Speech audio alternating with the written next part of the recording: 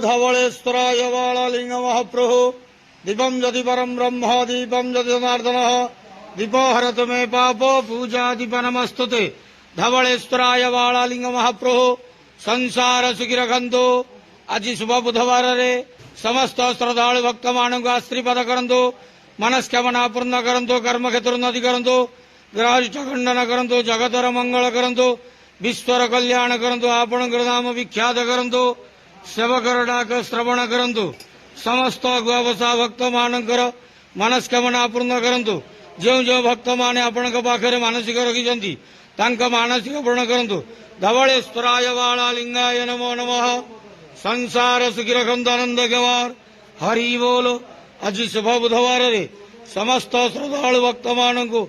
आशीर्वाद करंतु आनंद गवार हरि बोलो बाबा धवलेश्वराय बालालिंगाय नमो नमः।